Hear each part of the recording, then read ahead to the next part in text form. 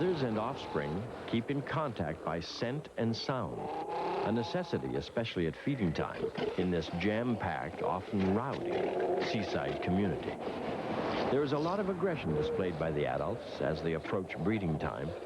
If the young ones are in the way, they can get shoved aside, trampled on, or seriously injured. For protection, they form their own gangs, or pods, and seek out safer areas where they practice imitating their elders. This female, who probably arrived on the beach only yesterday, is about to give birth.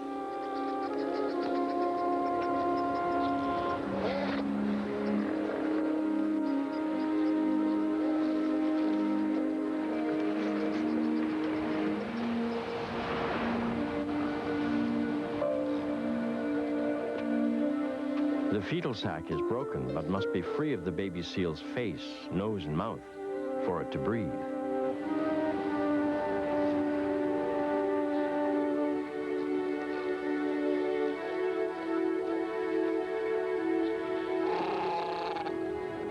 Mother's seemingly violent actions are not unlike spanking a newborn to help it make that first healthy cry. Mother is also positioning the pup so that it will quickly find the milk source and begin to suckle within minutes of birth.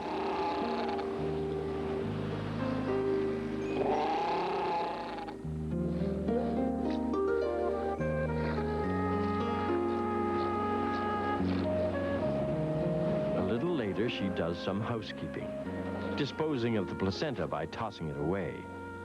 A neighbor, a female Arctic fox, shows interest in the seal's activities and approaches with caution. Then moves directly to the discarded afterbirth. The fur seal placenta is a favorite seasonal food for the Arctic fox, a part-time scavenger. But we soon see that the food is not for the fox, but for her pups, who have been awaiting her return. Two siblings fighting over their dinner are soon joined by a third member of the family, and a full-scale tug-of-war breaks out.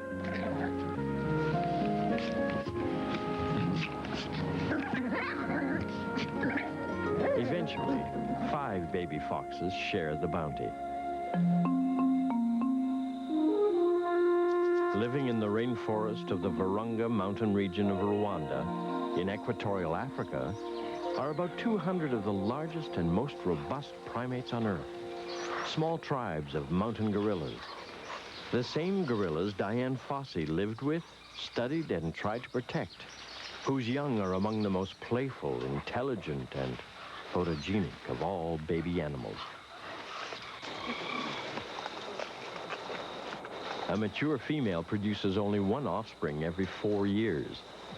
The young suckle until at least their first birthday, but start feeding on forest vegetation at about 2 months. Mountain gorillas live mostly on the ground, sleeping in crude nests and foraging for leaves, vines, fruits, roots, and wild celery, often ripping and tearing to get at the best pieces. They rise at 6, breakfast for 2 hours, and then rest until about 2 in the afternoon. Not a bad life, except for the tourists, scientists, and photographers. A celebrity's life is not always an easy one. For animals that have been described as among the shyest and gentlest of jungle creatures, they seem to thrive on body contact, wrestling, touching, hugging, and tugging at each other. It's great exercise, but also strong bonding. The family that plays together, well, you know how it goes.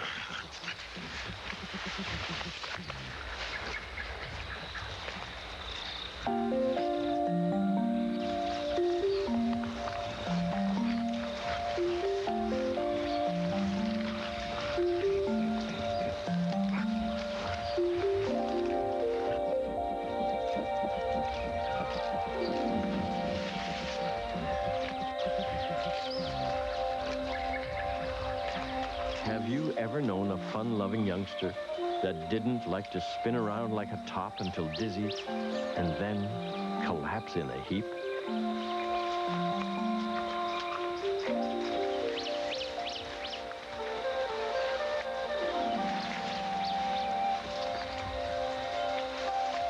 As a family, they know how to communicate their feelings to one another with their sophisticated vocabulary of grunts, groans, and calls.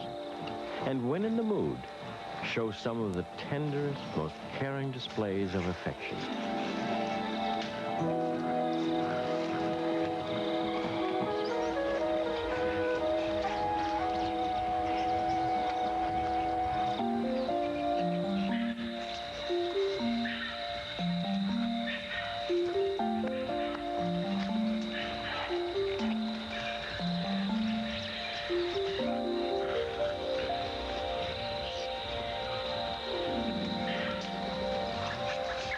This little fella can't seem to get enough of a good thing.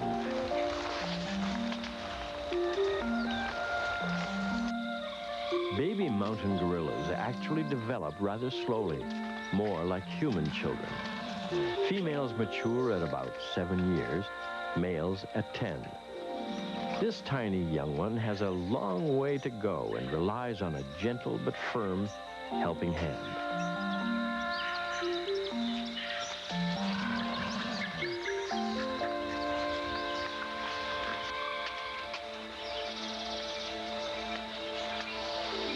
A quick mouthful of jungle salad, and it's up and away for an afternoon walk in the rainforest.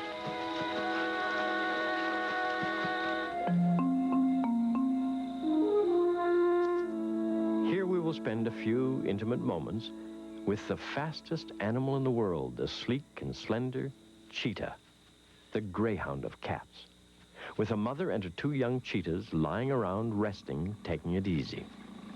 They're almost invisible to the naked eye with their distinctive black spots, their natural camouflage. These handsome cats keep up appearances by mutual preening.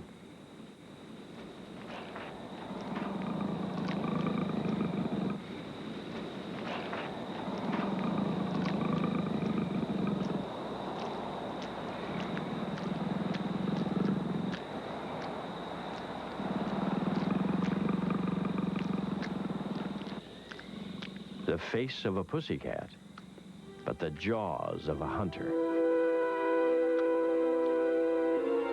The young cheetahs appear loving, caring, almost affectionate as they preen. But those are human emotions. We may presume too much. They're different from all other large cats, but when preening, they may resemble our small domestic cats, or when they're playing with a piece of wood as if it was something alive.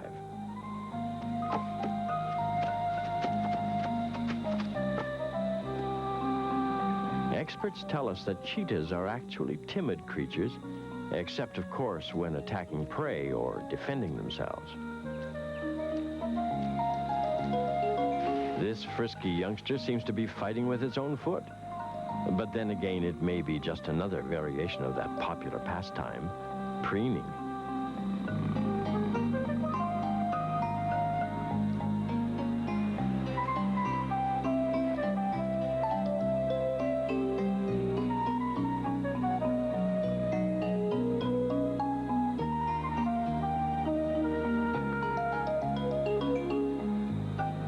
A laid-back visit with a mother cheetah and her young on the plains of the Serengeti. The plains of Mongolia look barren and deserted, but herdsmen with sheep, goats, and cattle cross these plains, so it is no surprise to find wolves here, living in secluded dens, in rock crevices, in packs and extended families, mothers, fathers, cubs, and yearlings, engaging in rough play, sparring and crawling over each other.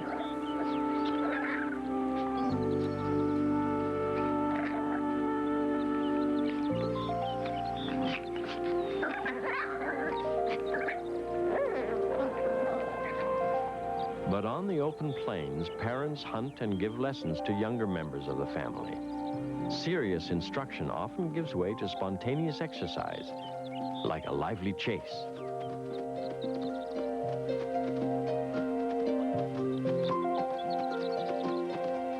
A tiny creature of the plains, a Siberian marmot, is alerted by the vigorous activity in its neighborhood.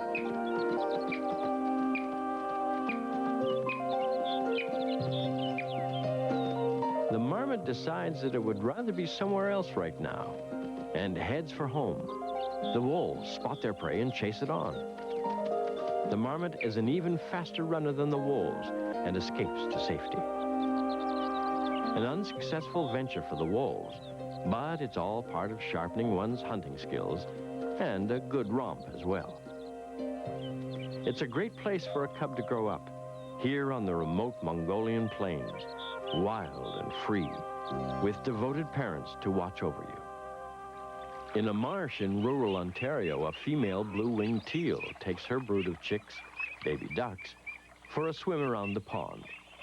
Mother has been raising and protecting them on her own. Father, the more colorful duck, took off for parts unknown just after incubation.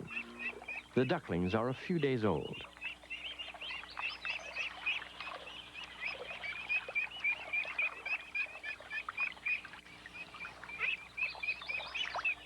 Brightly colored baby coots have one or the other, or both parents around to protect them and show them how to feed on aquatic vegetation, insects, and small fish. They are bold and hardy little water birds who can swim 1 hour after hatching. A young muskrat is a year-round resident of the marsh that also feeds in the aquatic garden, chomping away at rushes, water lily stalks, and cattails. The busy little muskrat demonstrates impressive feeding skills. Stately Canada geese, 2 parents and their tiny, furry, 10-day-old goslings, are on a feeding expedition of their own. The baby geese seem to be learning their lessons rather well.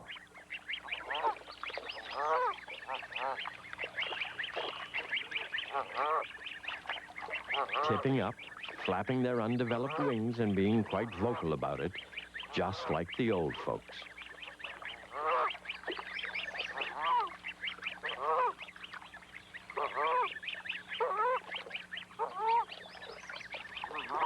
The geese, who usually nest on land near water, also forage here.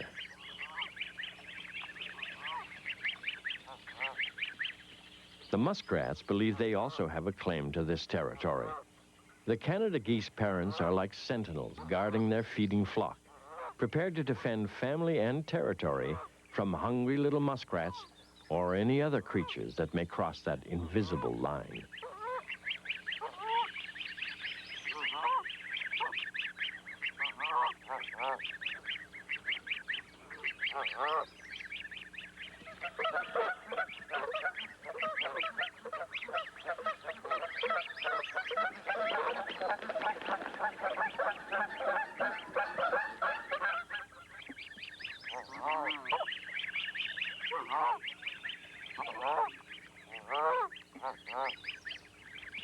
In the shimmering early morning light, we get a stunning glimpse of an almost extinct creature of the North American wetlands, the gorgeous trumpeter swan. 2 parents and their baby swans, called cygnets, feeding in a secluded corner of the marsh.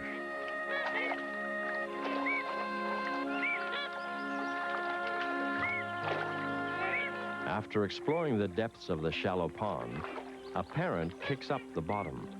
Young members of the family crowd around, ready to take advantage of anything that floats to the surface.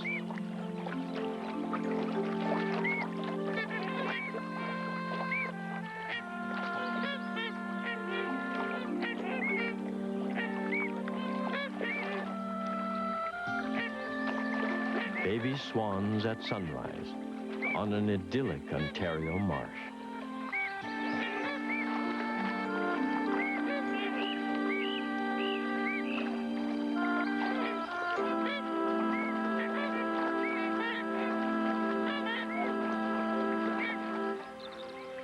On the remote Kamchatka Peninsula in Far East Russia, in forests near volcanic mountain rivers flowing to the sea, we discover what is possibly the last refuge of the mighty Russian brown bear.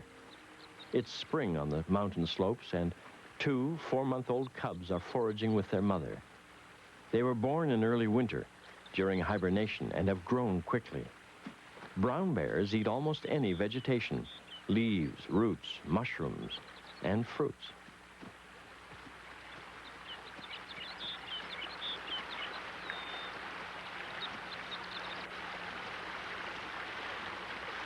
Winter conditions remain on some of the higher elevations where bear cubs can scamper around in the deep snow.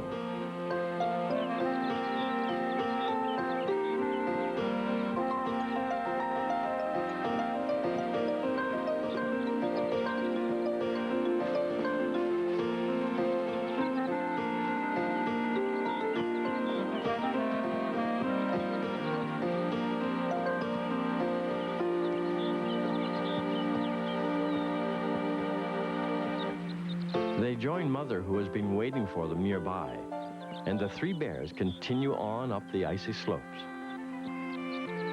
Mother stops for a moment to rest.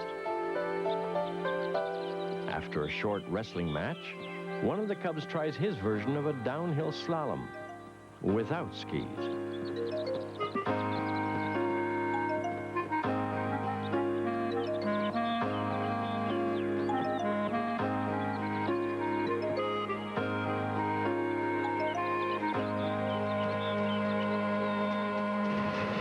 It's 2 months later and midsummer. Many of the brown bears have followed the rivers down to the Pacific Ocean in anticipation of the return of the spawning salmon. These cubs, left to fend for themselves while Mother goes fishing, scavenge around the estuary at low tide with meager results.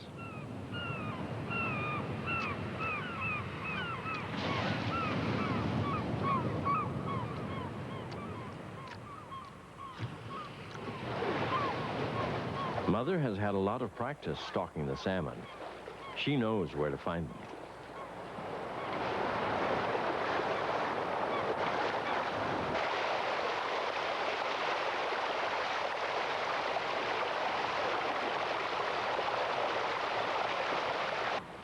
This huge male brown bear, standing almost 3 meters high, is also hunting for salmon, but farther upstream.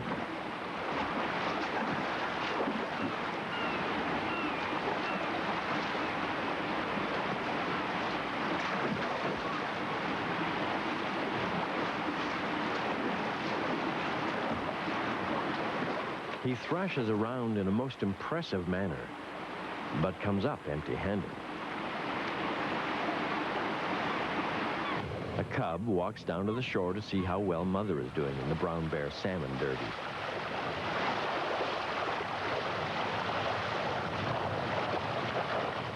Very well, thank you. The cub and its sibling follow Mother inland to feed on the catch of the day.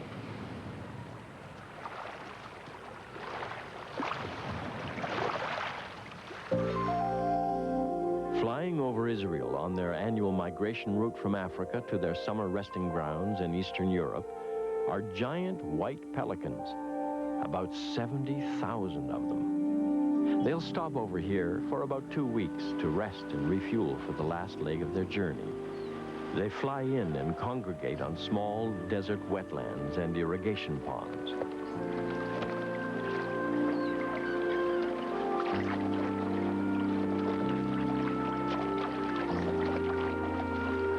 Eventually, the white pelicans arrive in Romania, at the delta of the Danube River, the largest pelican breeding habitat in Europe. About a month later, white pelican chicks begin to appear on the nests. Rubbery, featherless, awkward, and drab little creatures at first, completely dependent on their parents.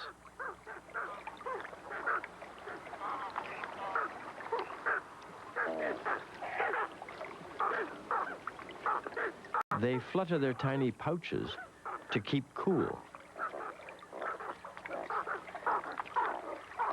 During the day, the parents fly to other locations to feed, often long distances. They're strong, graceful flyers, and almost any landing is spectacular.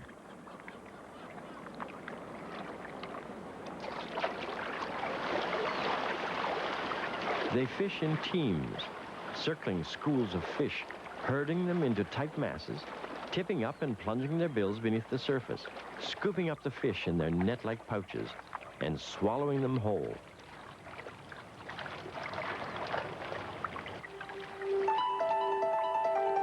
Then it's back to the colony. Some of the baby pelicans are much bigger now and more aggressive. especially at feeding sessions. The young plunge their heads into the parents' gullets to stimulate regurgitation.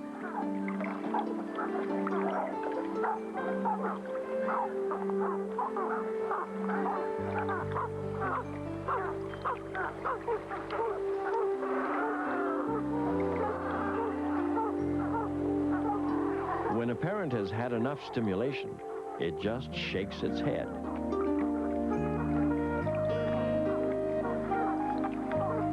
Not a bad imitation of flight. It won't be long now, only a few weeks more. As the day ends at our Romanian waterfowl refuge, a flotilla of white pelicans pass in review.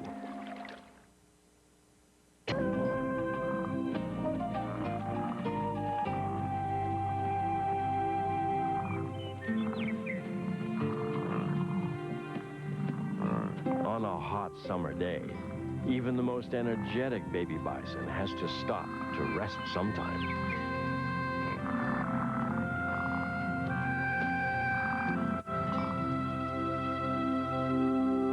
At the edge of a clearing in the woodlands of northern Scandinavia, a male great gray owl waits silently for sights and sounds from the forest floor, prey to capture and take back to the nest, to feed his hungry chicks.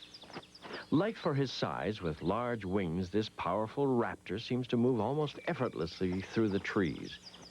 He and his mate have either built this nest high in the trees or taken over an abandoned hawk's nest. The female broods her tiny nestlings for about 2 weeks. She tears the food apart and feeds it to her baby owlets. First to eat is the oldest and strongest.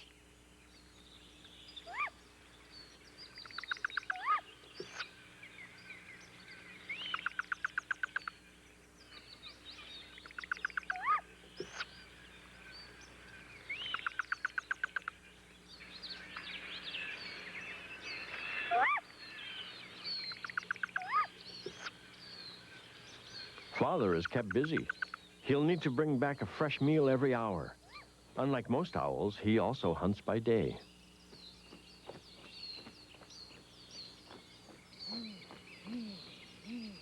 To grow strong, each chick will need 3 to 4 rodents every 24 hours.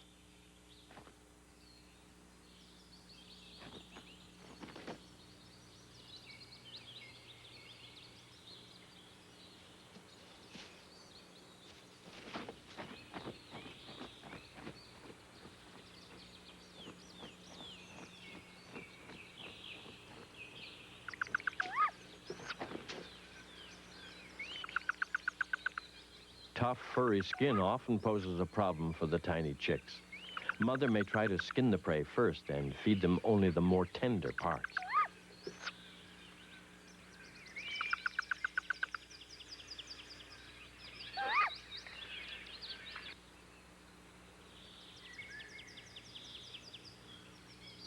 It's several days later. The baby owls are a little bigger and more aggressive, and from what we can see, waiting eagerly for their next meal.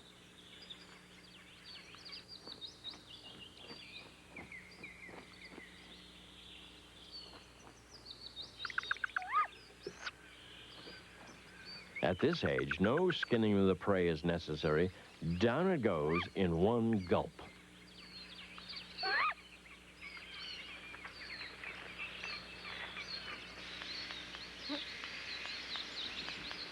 Several weeks have passed, but Father must still provide all family dinners, among other duties.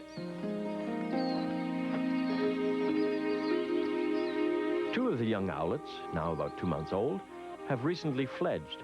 The one remaining with Mother on the nest is trying to build up its courage for that leap into young adulthood.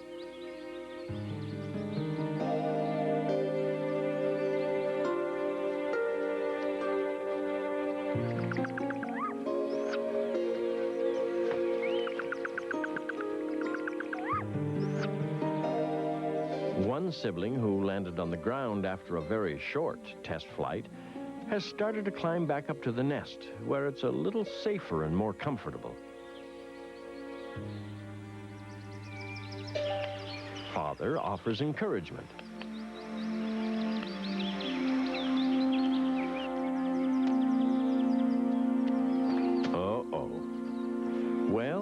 just have to start all over again. As for the other fledgling, she's made it to a higher branch, but is running out of steam and needs a fast food fix.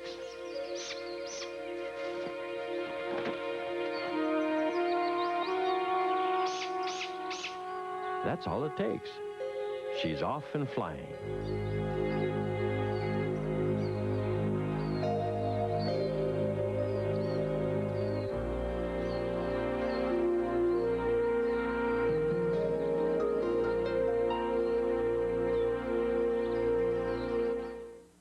And fond of the chase. Play becomes more competitive when one of them snares a large piece of something edible.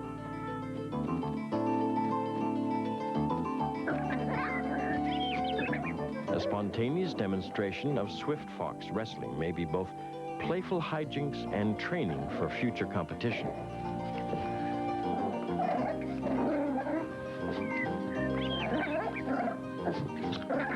This, however, is more serious training for the hunt, and the baby foxes give it their best shot.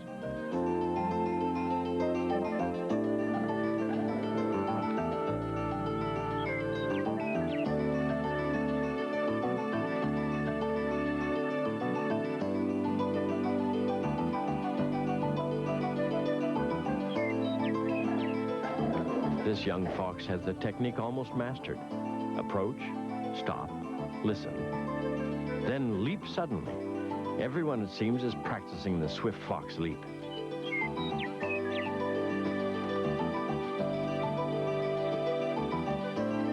Two siblings wrestle over a small territory, the entrance to a potentially rewarding prairie dog den.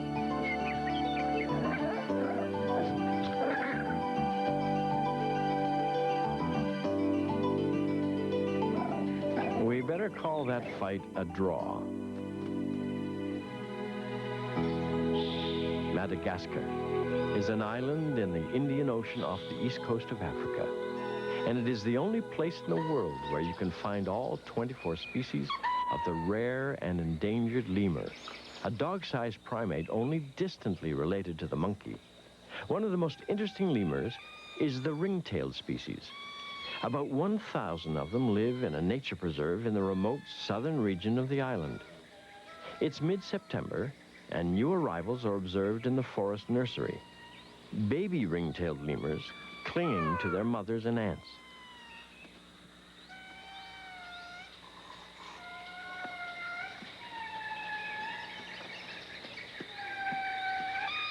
It's also mating season, so the fathers are around.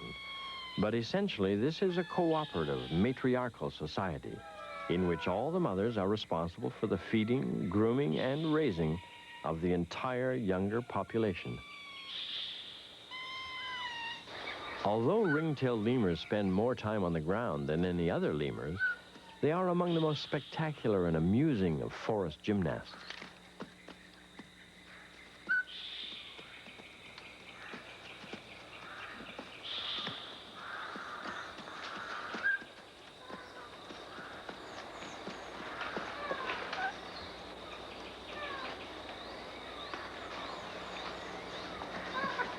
They feed on insects, flowers, leaves, nuts, and berries.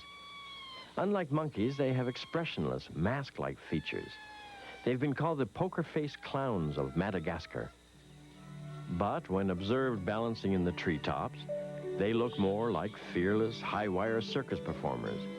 Holding on precariously to its mother's chest, this tiny, one-week-old lemur enjoys an all-liquid meal, while Mum bends and stretches to get at the leaves and nuts.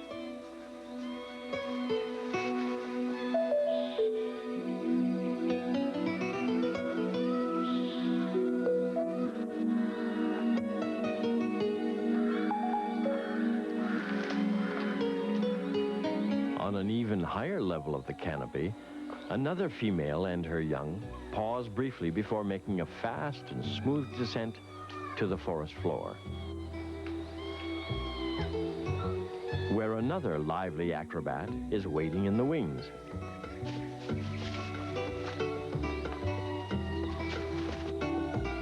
This mother from down the road may have wandered into a foreign neighborhood. At least something doesn't smell right.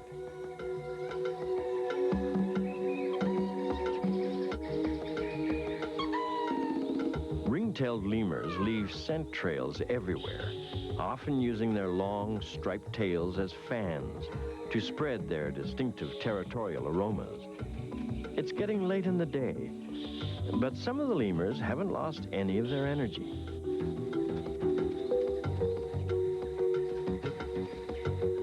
Slowly, they begin to congregate to make preparations to move on, to return home to their sleeping nests before dark.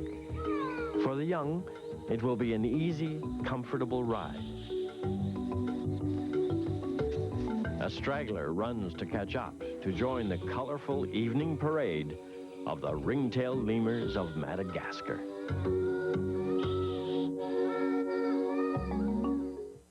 In the Pacific Ocean off Cape Aramo, on the Japanese island of Hokkaido, about 400 Kuril harbor seals, some as big as sumo wrestlers, live year-round, and in May come ashore on the rocks beneath the cliffs, and when the tide goes out, give birth to their pups.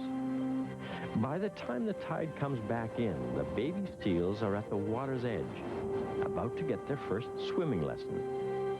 It's pretty much a matter of sink or swim, except that Mother is there, assisting and encouraging her brave young pup.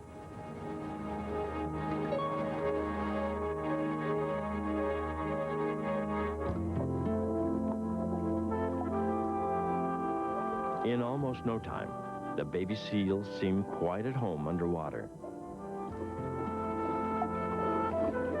And obviously curious about the strange-looking objects with one eye in the center of its forehead, an underwater remote-controlled camera.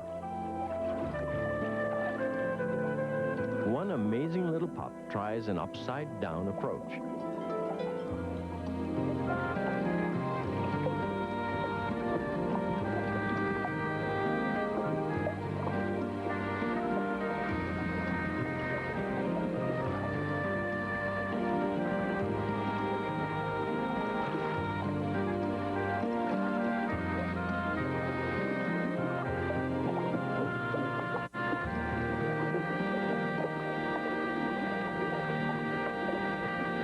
A technique soon learned is how to rest or sleep on one's back just beneath the surface.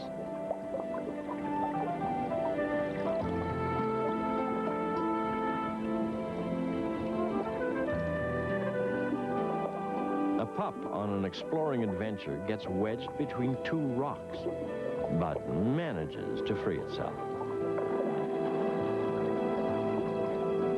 But can't resist a passing glance into the camera lens.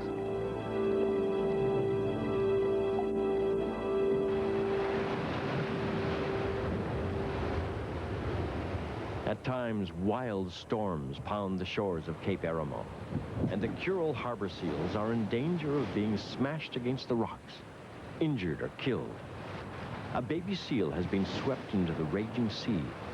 Its mother, concerned for its survival, remains at its side, encouraging it to climb the slippery rocks to safety.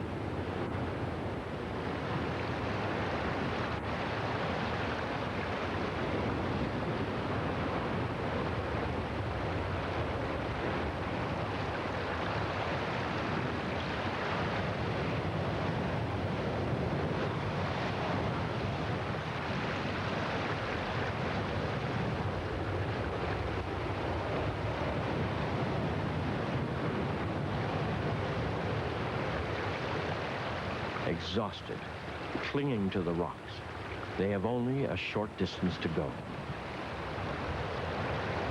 The tiny pup makes one last effort to reach safety, and succeeds.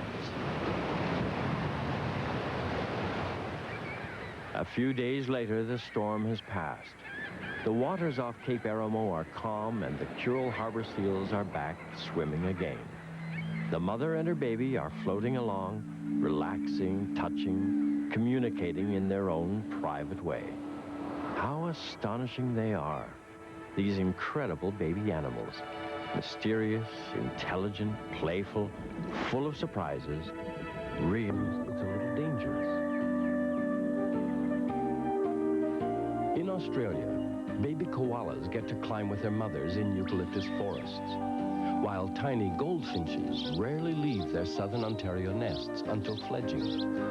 Each animal species has its own characteristic nest, den, or burrow, and its own traditional habits and habitats for raising the next generation.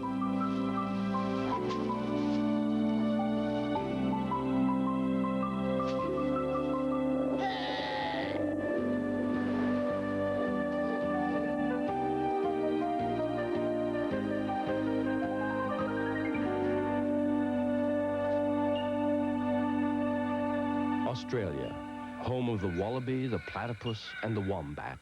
Tasmanian devils, sugar gliders, and spiny anteaters. Home of the marsupials, animals who carry their young in pouches.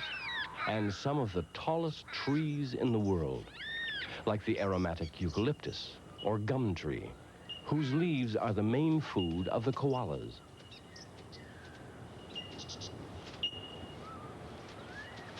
A young koala jumps on mother's back in anticipation of a tree climbing adventure, and possibly something to eat.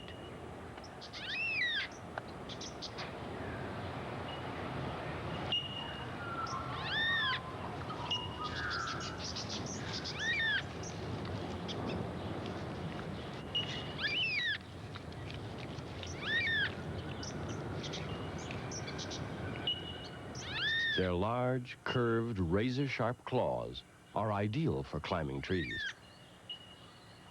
Lorikeets, small parrots, share the forest habitat with the amazingly agile koalas.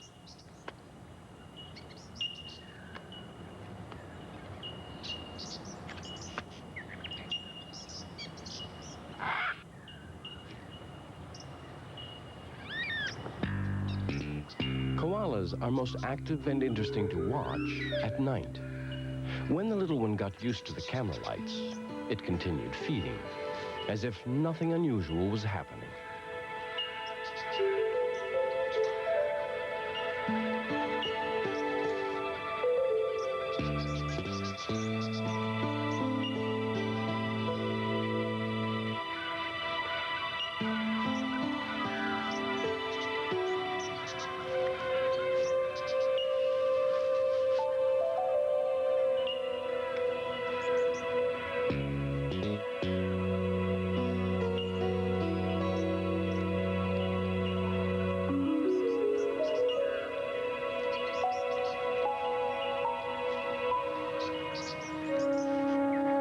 It was a busy night in the spotlight, and a young koala needs a lot of sleep.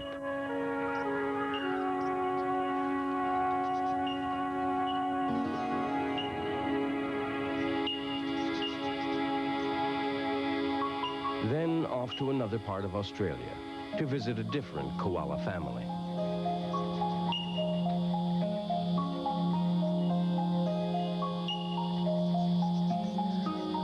Koalas, like kangaroos, carry their young in pouches. But the pouches are reversed. Baby koalas climb up into their mother's pouch, which opens facing down. Sometimes it's not all that easy.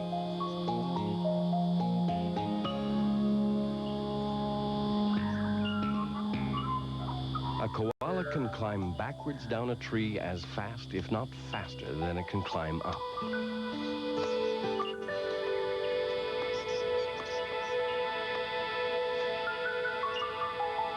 Watching the bow-legged, almost comic walk as baby is transported to the next tree makes it hard to imagine that koalas are swift Olympic-class runners who can outrun most humans. Tree dwellers by tradition, they are professional aerialists by habit, flying Wallendas from down under, pausing briefly before starting their next high-wire act.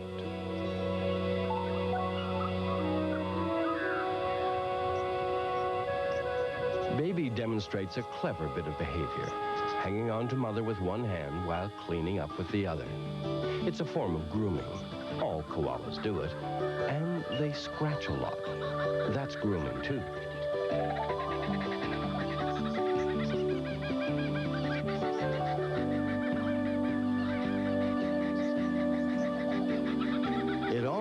looks like a rock concert and a new version of Waltzing Matilda. And to finish the act, a demonstration of skills one might expect to see on an early morning fitness program.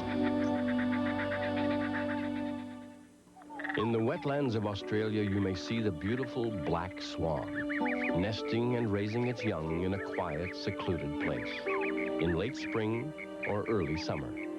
Sleek and graceful, it is the only black swan, originally native only to Australia. Over the years, it was introduced into other countries and is now a popular ornamental bird. After hatching, the young swans, or cygnets, stay fairly close to their parents and the nest, but show considerable curiosity about the world around them. They begin feeding on aquatic vegetation.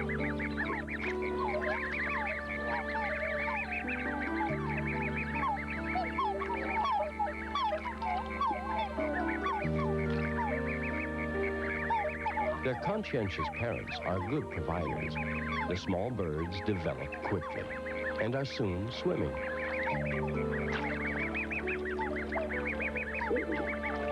At times, they seem to have mother, or is it father, going in circles.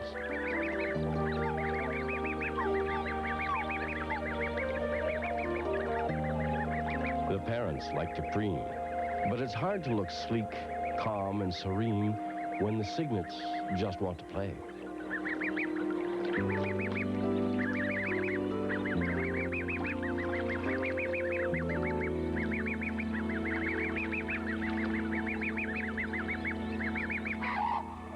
Australia's famous crane, the magnificent brolga, the corroboree dancer. It's another fascinating water bird found in the wetlands. The Aborigines made a dance, the corroboree, out of this spectacular brolga display.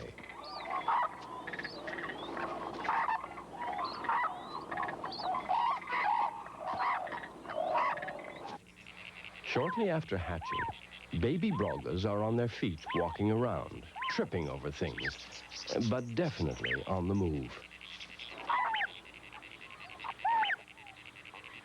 When they're hungry, they let their parents know about it.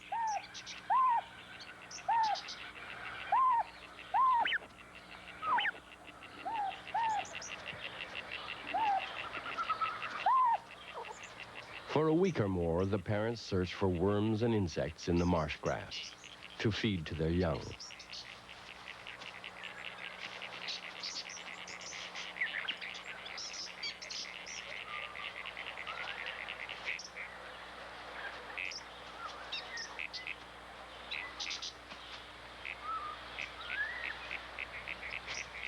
This bigger chick is about 7 days old. Any time now, the baby brolgas will be finding their own food. For now, they watch how it's done. Their parents are powerful flyers who reach fantastic heights and travel great distances.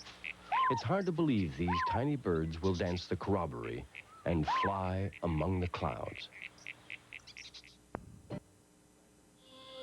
Some barren inland regions of Australia only look deserted. They provide a home, a habitat for an astonishing variety of wildlife, including the most popular native-born Australian of all time, the kangaroo. Actually, there are over 50 different species of kangaroo. They come in all sizes, from the rabbit-sized potoroos to the big red kangaroos, the ones we'll be visiting. Female red kangaroos are not red, but smoky blue. This one is about to give birth. She is cleaning the inside of her pouch. At birth, a baby kangaroo is only a couple of centimeters long, less than an inch. It is born helpless, naked, and blind, but with well-developed forearms and claws for its size, so it can grasp fur as it sets out on an incredible journey to the mother's pouch, relying on a powerful sense of smell.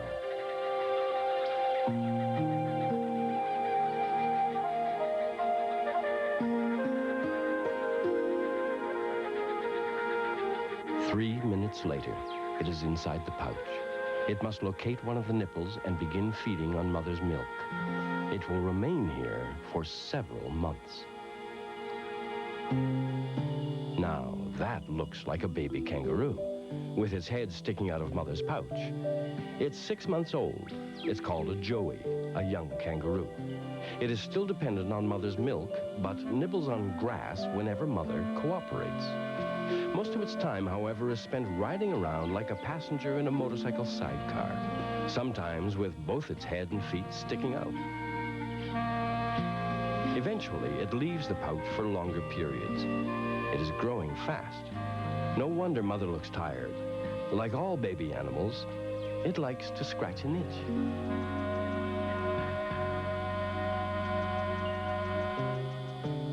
Climbing back in gets harder as Joey gets bigger.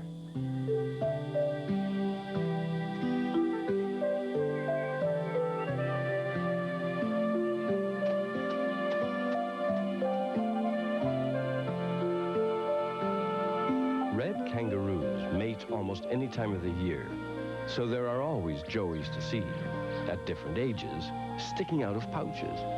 It looks like a soft life.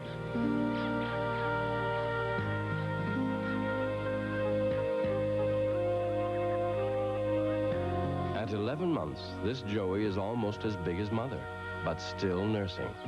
In about 4 weeks, he'll be on his own, but will remain part of the family unit.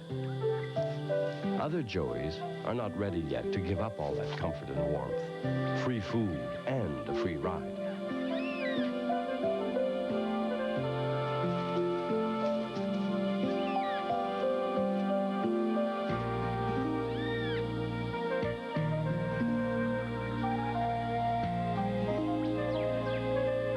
Something seems to be happening off camera. Again, mother looks up. Another kangaroo stands motionless, watching two males do a little pushing and shoving. Another one, lounging in the foreground, seems bored by it all. But the big red roos are impressive. The tempo picks up. They start sparring. Or is it more like kickboxing? Their enormous tail forms the third leg of a tripod for better balance. There's more than one main event, it seems, in this afternoon's boxing card.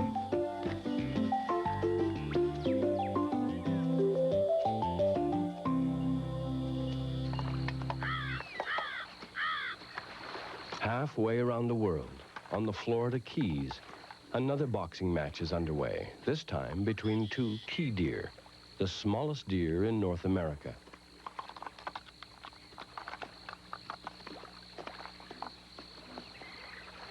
About 1/3 the size of a northern whitetail, this shy, endangered deer, even when full grown, looks like a baby animal.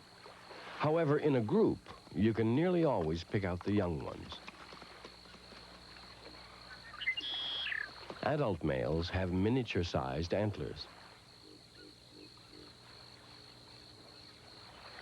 A mother and her fawn are seen gently licking each other's neck, strengthening family ties. Another doe and her young interrupt grazing for the same bonding ritual.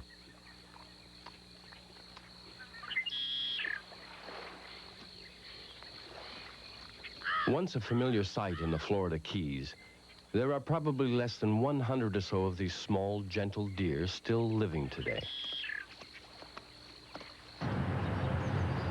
This crow-sized bird hopping about looking for food is a pileated woodpecker. Its nest is nearby, in a rather spectacular location. 5-week-old baby woodpeckers poke their heads out of the pole-top penthouse window. Like a scene out of a science fiction film, a parent climbs down the pole to the nest amid transformers and power lines.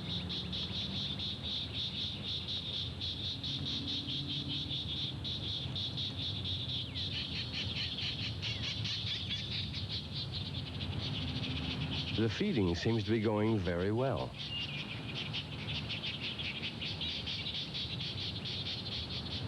With their powerful beaks, pileated woodpeckers are noted wood carvers. They also peck beetles and ants from the wood to supplement their diet.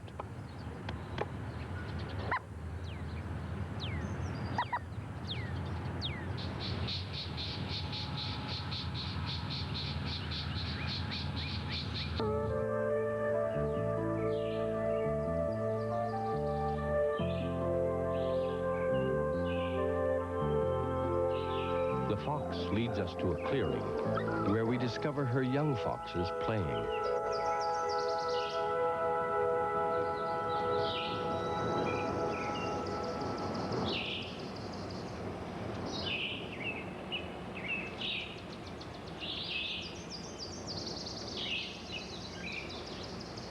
We are able to film an unusually intimate close-up portrait of a red fox family out for a romp in the woods.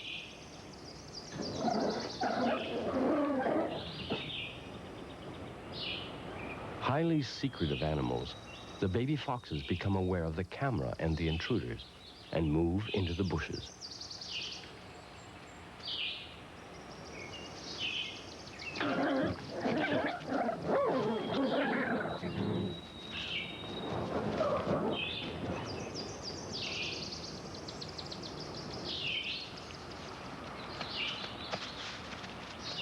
Mother stays around to keep an eye on things.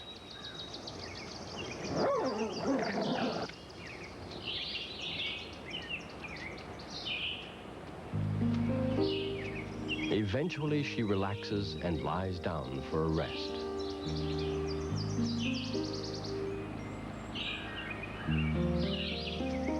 But a rest is impossible with a baby fox crawling all over you.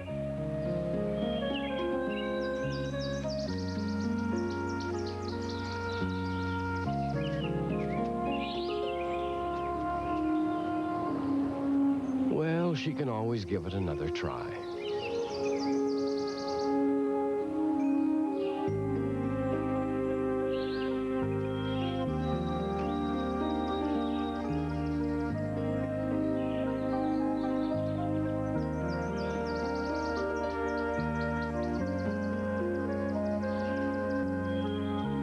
Just showing their affection.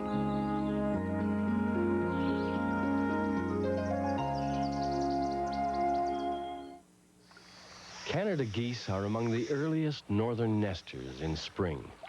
Even in the sun, the nest site can be cold, windy, and wet.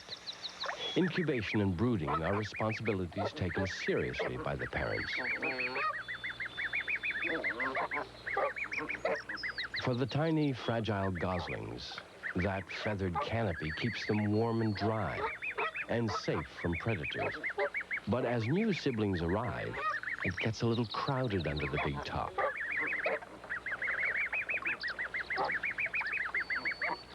The baby geese develop quickly and show an obvious curiosity about the outside world.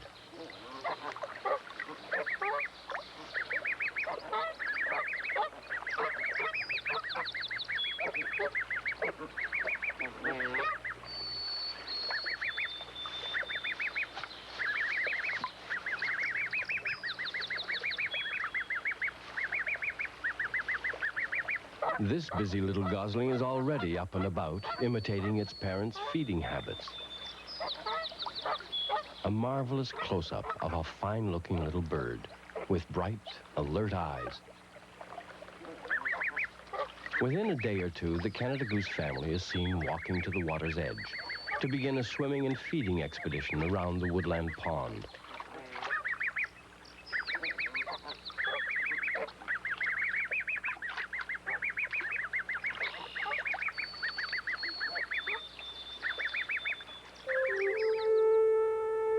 We're heading south again into southern Ontario, along the north shore of Lake Erie.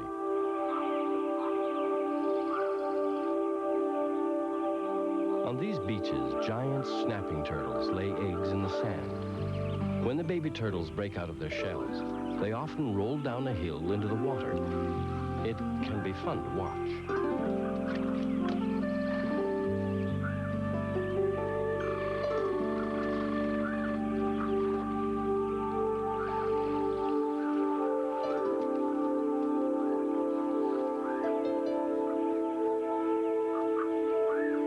This young snapper shows complete command of the situation and walks down the slope.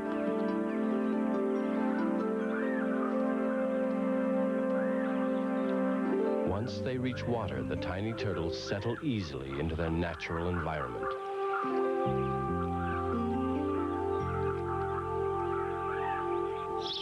In a nest close by, a cedar waxwing, a light-colored crested bird, stands like a choir master, conducting an open-mouthed chorus of young waxwings.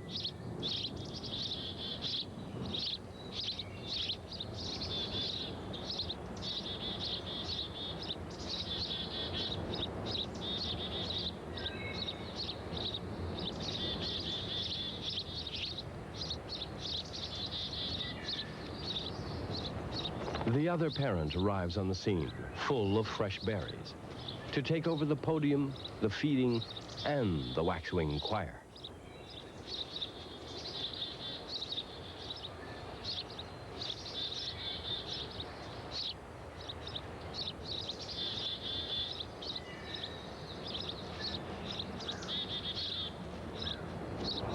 Nearby is another cedar waxwing nest, more berries, and an older choir.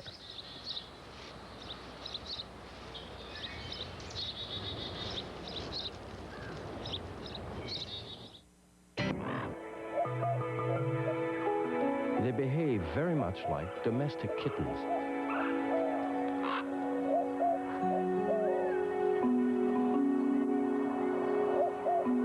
Suddenly, playtime is interrupted by the sudden appearance of a male bobcat on the ledge below the den. The young bobcats may not recognize their father, who so far has not played any role in their upbringing. At this time, mother will not allow her dangerous, unpredictable mate to approach the den.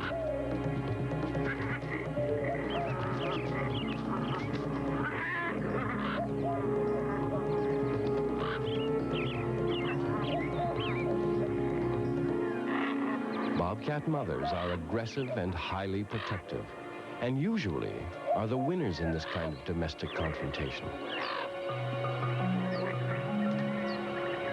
Father beats a hasty retreat, and mother returns to her babies.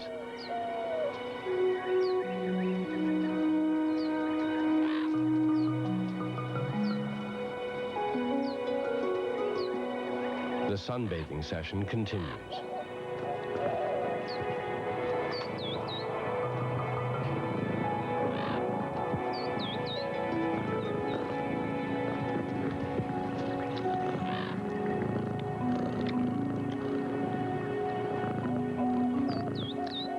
It's a few weeks later. The young are bigger and stronger. The family is on an exploration adventure into the canyon, possibly combined with an opportunity to practice hunting skills.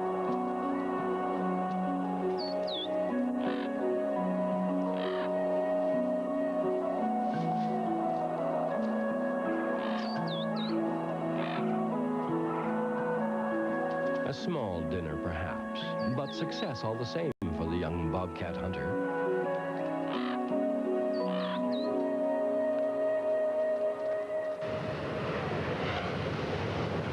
We're in far-off Patagonia in South America.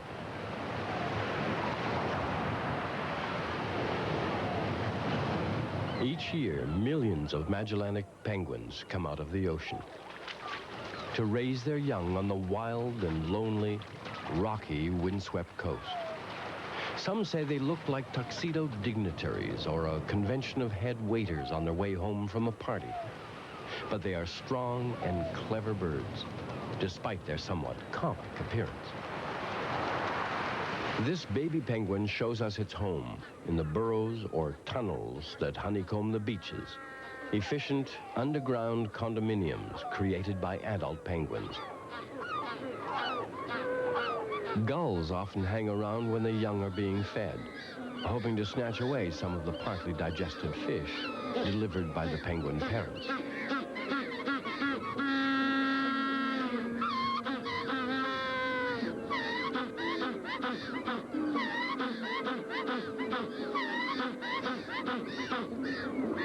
When a parent has trouble coughing up the regurgitated meal, a baby lends a helping hand by grabbing the parent's bill and yanking it.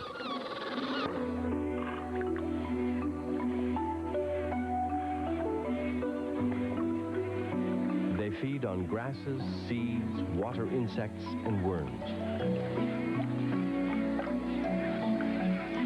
Common nicknames are red-billed mudhen and the water chicken.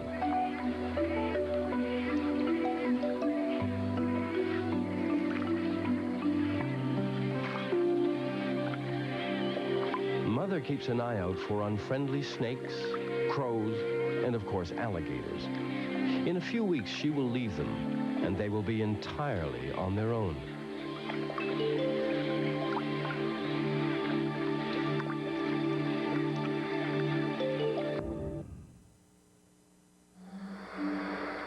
These small burrowing owls are permanent residents of southern Florida and highly entertaining.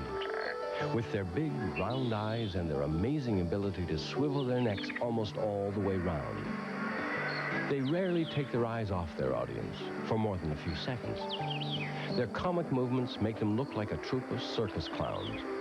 The babies in the family steal the show.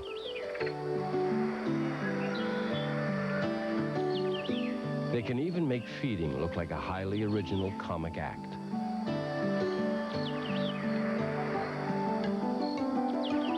How's this for a showstopper, with a sweeping bow to acknowledge the silent applause? All the owls, it seems, want in on the spontaneous performance.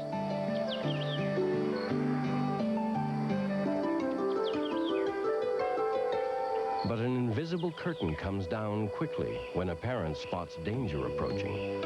A puma has wandered into the area.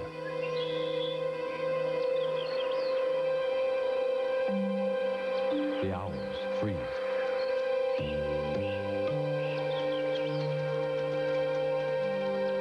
If the puma comes closer, they will fly off to one of their burrows and safety underground.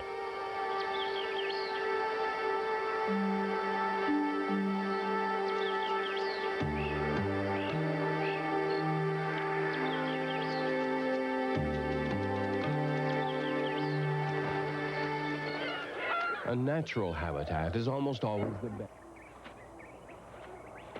When a feeding session is over, mother leaves the pups to snuggle up together for comfort and warmth, while she hunts or guards the entrance to the den.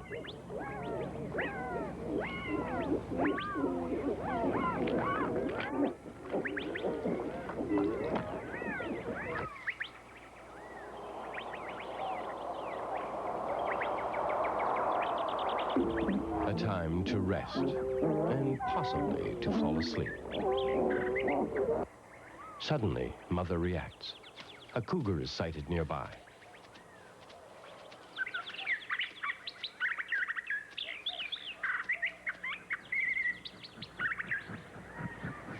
The cougar pauses, then continues on its way. But this is a warning for the coyote mother. The cougar may return. She moves swiftly to transport her pups to a new den site, possibly miles away, an alternate location she has chosen before the pups' birth. She must carry the babies one by one to their new home.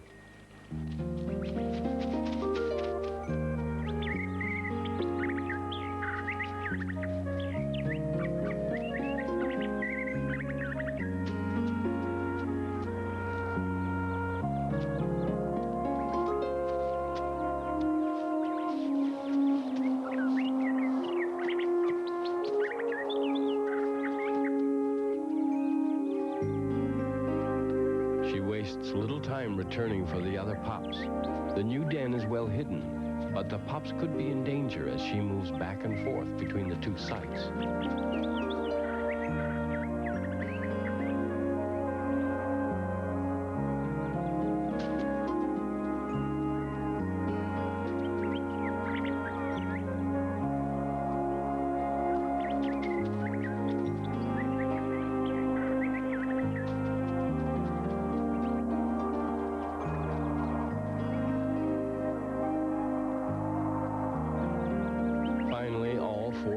are safe inside the new den.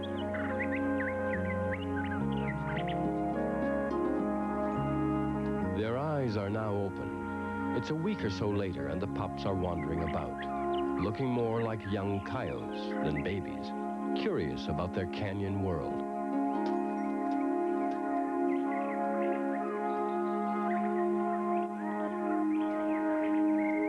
Mother leaves the den to hunt for jackrabbits, squirrels, mice, snakes, and lizards. The pups will soon add regurgitated food to their diet. A badger watches as Mother disappears. Two of the pups become a little adventurous and stray from the safety of the den. That first glimpse of the canyon walls must be an awesome sight for the young coyotes. An eagle soars overhead. The pups are confused, lost, unable to find their way home. In the afternoon, Mother returns. She discovers two pups huddled together, but no sign of the other two.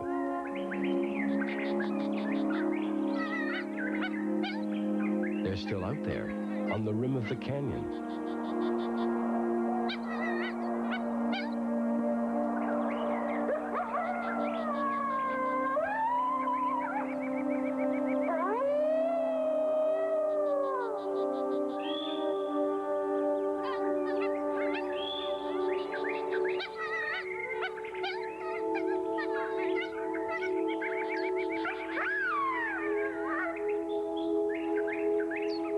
Mother seems to recognize her pup's cry.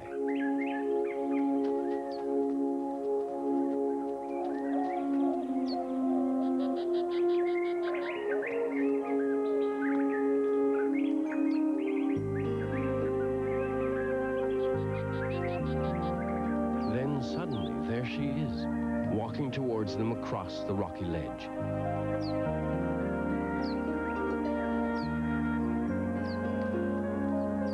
They may have learned something today.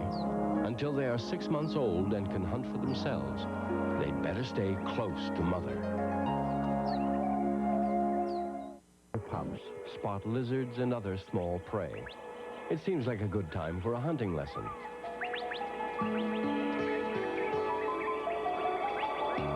A small mouse has run into a chunk of rotting wood to hide. Mother goes after it.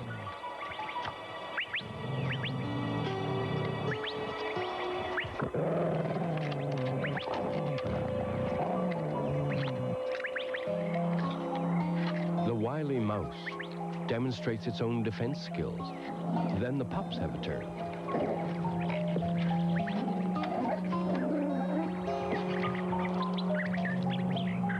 Mother takes over again, but the tiny rodent remains as elusive as ever.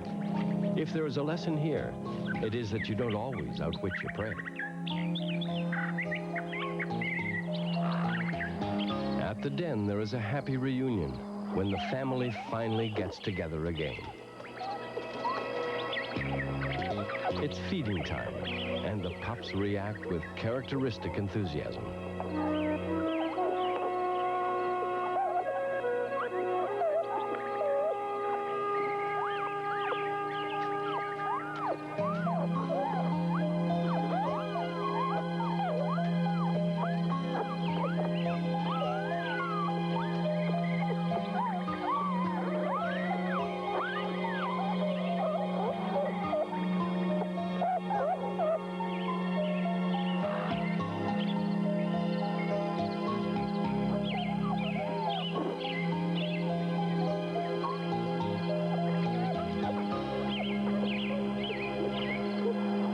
Unfortunately, all good things must come to an end, at least until the next feeding.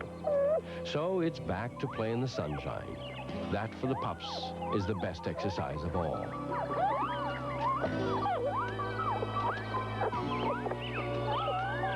The young coyotes will have to grow bigger and stronger, more agile and alert, with faster reflexes, before they can survive alone. It will take several months and considerable patience. That's one thing coyote mothers seem to have in abundance: patience. looking at intimate scenes of family life among the fascinating mammals and birds that share the world we live in. A delightful world of discovery and surprise. A world of baby animals.